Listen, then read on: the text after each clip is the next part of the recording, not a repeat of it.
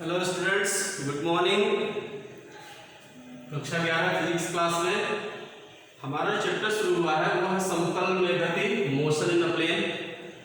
इसके अंतर्गत हम लोग वेक्टर के प्रकार पिछले क्लास में पढ़े थे। आज हम लोग वेक्टर के प्रकार में एक प्रकार और देखेंगे, इंपॉर्टेंट प्रकार। ये होता है लंबकोणीय एकांक सदिश, ऑर्थोगोनल यूनिट वेक्टर। ये क्या होता है? लंबकोणीय एकांक सदिश। पहले यहाँ जाने के लंबकोणीय अक्ष क्या होते हैं। लंबकोणीय अक्ष, तो जैसा कि जानते हैं कि हमारे पास थ्री डायमेंशनल चित्र होते हैं, तीन प्लेन होते हैं। उनको अगर हम अक्ष पर दिखाएं तो बोर्ड पर दिखाते हैं। ये तीनों परपेंडिकुलर होते हैं। ये हो गया एक्स अक्ष, ये हो गया वाई अक्ष और ये हो गया जेड अक्ष। ठीक, तीनों अक्षों के बीच यहाँ पर x और y के बीच में 90 डिग्री कोण बनता है, y और z के बीच भी 90 डिग्री कोण बनता है और z और x के बीच भी 90 डिग्री कोण बनता है। ठीक है, ये बिल्कुल इस प्रकार से होता है जैसे ये x अक्ष y अक्ष, z अक्ष ये हमारा है। ये इस प्लेन में से दिखाया जाए तो ये हमारा z अक्ष है। ठीक है, अब इसको हम प्लेन में दिखा नहीं सकते थे। हमारा ब्लैक बोर्ड 2 डायमेंशनल है और ये चित्र हमारा 3 डायमेंशनल है, तो तीनों विमाएं इस पर आसानी से दर्शाई जा सकती है। तीनों विमाएं दर्शाई जा सकती हैं।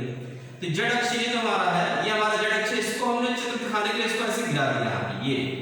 ठीक, वास्तव हमारा ये जेड अक्ष इस प्रकार से है, ये स्थिति है। अब यहाँ देखिए तो x और z के बीच में 90 का कोण, y और z के बीच में 90 का कोण, x और y के बीच में 90 डिग्री का कोण। ठीक, तो ये जो है ये कहलाते हैं हमारे लंबकोणीय अक्ष। ये जो है ये क्या कहलाते हैं?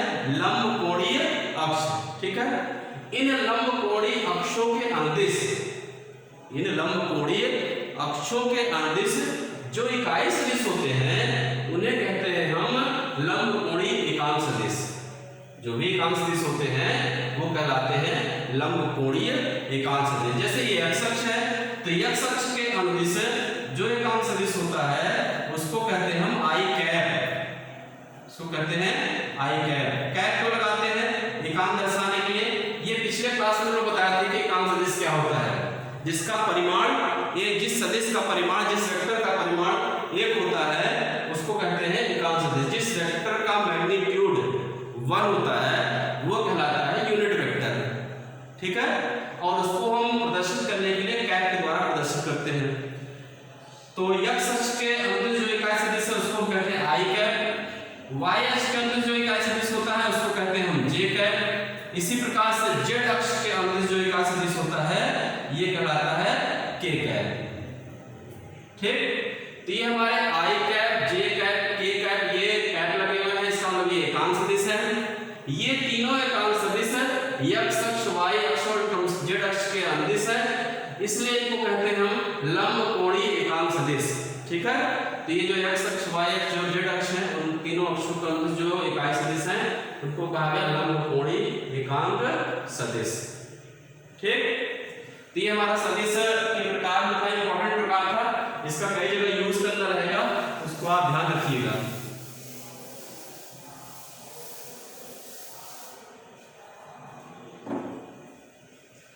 अब हम लोग आते हैं सदिश का निरूपण। सदिश का निरूपण, representation of vector. Representation of vector, हम सदिश को किस प्रकार से प्रदर्शित करेंगे, किस प्रकार से रिप्रेजेंट करेंगे। ठीक, तो जैसा कि पीछे बताया गया है सदिश क्या है, तो सदिश राशियां वे राशियां होती हैं जिनमें परिमाण और दिशा दोनों होती है, या जिनको प्रदर्शित करने के लिए परिमाण और दिशा दोनों की आवश्यकता होती है, उन्हें हम कहते हैं सदिश राशियां। ठीक है, अब सदिश राशियां तो परिमाण भी है, दिशा भी है, तो इसको प्रदर्शित कैसे करेंगे? तो चूंकि सदिश में परिमाण भी होता है और दिशा भी होता है, तो परिमाण को प्रदर्शित करने के लिए हम एक तीर बनाते हैं जो तीर की लंबाई होती है। सदिश राशि को प्रदर्शित करने के लिए एक तीर का प्रयोग करते हैं। तीर की जो लंबाई होती है, एरो जो होता है उसकी जो लेंथ होती है, लंबाई होती है, उस राशि के परिमाण को प्रदर्शित करती है, और उसका जो बाणाग्र होता है, हेड, जो बाणाग्र होता है मतलब आगे का सिरा जो होता है जिसको हम हेड कहते हैं, उसको कहेंगे सदिश राशि की दिशा। ठीक, जैसे ये एक वेक्टर दिखा रहे हैं, ये एक वेक्टर है, फोर्स मान लीजिए न्यूटन है, ये हमारा वेस्ट में जा रहा है, ईस्ट में जा रहा है, तो इस तरह से हम लोग लिख दिए तो ये हमारा, इसका मतलब ये एक वेक्टर है, 10 न्यूटन परिमाण है इसका, और ये वेस्ट की ओर जा रहा है। ठीक है, किसी वेक्टर को प्रदर्शित करने के लिए हम डायरेक्शन निर्धारित करेंगे। जैसे मान लीजिए एक प्रश्न दिया गया है हमारे पास, एक एग्जांपल ले लेते हैं, किसी वस्तु पर एक बल, किसी वस्तु पर एक बल, किसी वस्तु पर एक बल 10 न्यूटन ईस्ट में लगाया जा रहा है, लगाया जा रहा है।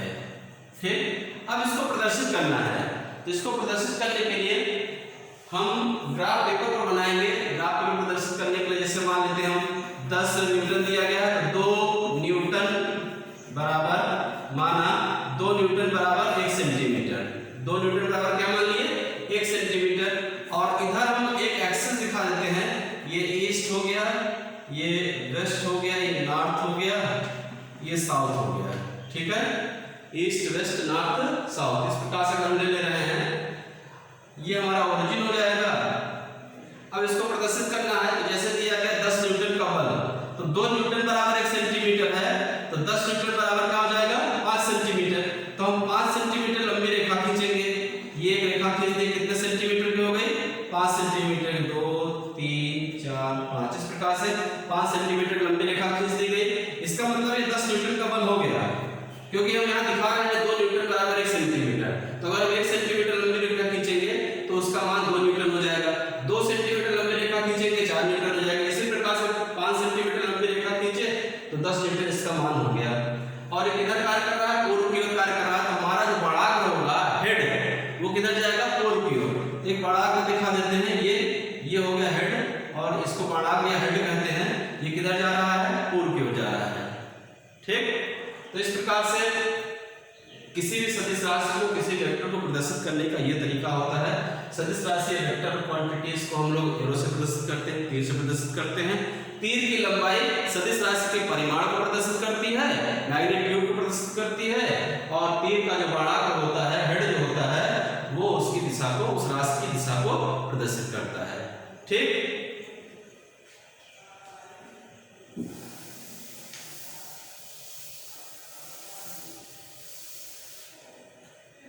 चलिए अब हम आ जाते हैं वेक्टरों का जोड़, वेक्टरों का जोड़, एडिशन ऑफ वेक्टर पे आ जाते हैं। वेक्टरों का जोड़, किस प्रकार से वेक्टर को जोड़ेंगे, तो वेक्टरों को जोड़ने के सबसे पहले हम दो वेक्टर जोड़ने की विधि पढ़ेंगे, 2 वेक्टर के बाद 2 से अधिक वेक्टर होंगे तो उसके जोड़ने की विधि पढ़ेंगे। तो यहाँ पर हम लोग सबसे पहले पढ़ेंगे 2 वेक्टरों को जोड़ना है, और 2 वेक्टरों को जोड़ने की कई विधियां हैं, जैसे त्रिभुज विधि है, चतुर्भुज विधि है। तो इसमें पहले देखें ट्रायंगल मेथड क्या है, त्रिभुज विधि, त्रिभुज विधि,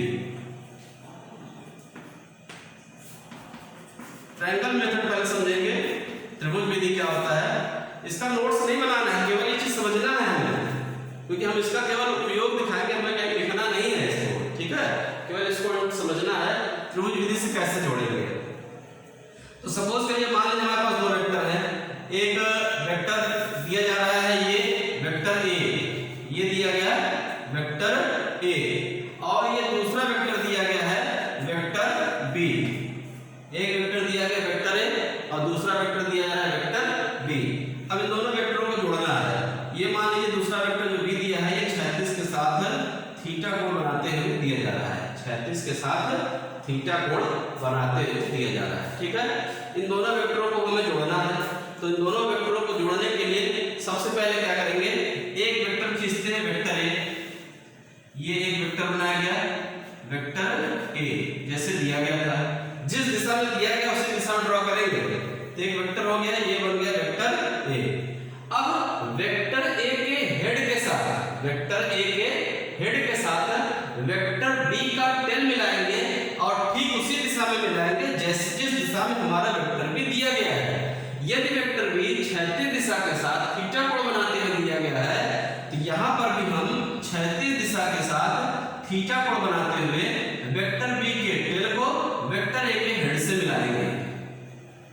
वेक्टर बी के टेल को वेक्टर ए के हेड से मिलाए और उसी दिशा में मिलाए जैसा कि वेक्टर बी दिया गया। तो ये 36 के साथ थीटा एंगल में दिया गया है, तो इसको 36 के साथ थीटा एंगल में मिलाते हुए वेक्टर ए के हेड को वेक्टर बी के टेल से जोड़ दिए। ठीक है, अब इसके बाद दोनों पहले वेक्टर का टेल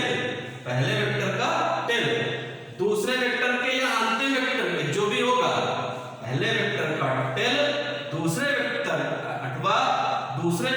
अथवा अंतिम वेक्टर के हेड से मिलाएंगे। तो यहाँ पे अंतिम वेक्टर हमारा दूसरा वेक्टर है, तो पहले वेक्टर के टेल को दूसरे वेक्टर के हेड से मिला दिए। ठीक, ये मिला, यही कहलाता है हमारा परिणामी वेक्टर। ये क्या कहलाएगा?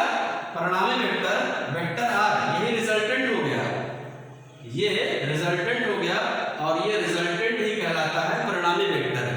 परिणामी वेक्टर की दिशा हमेशा सदैव अंतिम वेक्टर के हेड की ओर होती है।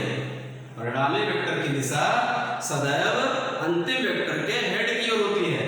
तो यहाँ पर अंतिम वेक्टर हमारा वेक्टर बी है, तो परिणामी वेक्टर की दिशा भी किधर होगी? वेक्टर बी की ओर।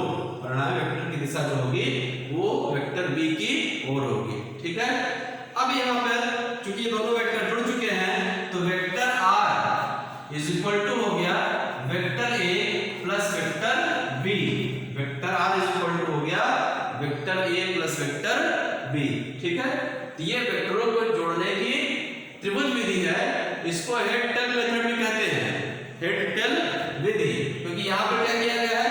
पहले वेक्टर के हेड को दूसरे वेक्टर के टेल से जोड़ा गया है, तो इसको त्रिभुज विधि अथवा हेड टेल मेथड भी कहते हैं। ट्रायंगल मेथड तो है ही, ट्रायंगल मेथड तो कहलाता ही है, इसको हेड टेल मेथड भी कहा जाता है।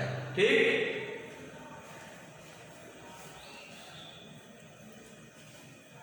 हम लोग एक विधि और देखेंगे, चतुर्भुज विधि जो होती है, समांतर चतुर्भुज विधि देखेंगे।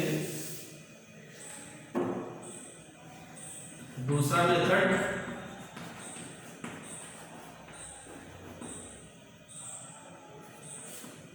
चतुर्भुज विधि। इस विधि में देखिए, मान लीजिए दो वेक्टर मान दिए गए हैं, ये हो गया वेक्टर ए और ये हो गया वेक्टर बी। वेक्टर ए और वेक्टर बी दोनों हमें जोड़ना है चतुर्भुज विधि से। ठीक है, ये वेक्टर 36 के साथ थीटा कोण पर दिया गया जैसा कि पिछले उदाहरण में था। तो इसको हम जोड़ते हैं, इसको जोड़ने के लिए चतुर्भुज विधि का प्रयोग करेंगे। किस प्रकार से समझेंगे? सबसे पहले हम क्या बनाएंगे? Vector A.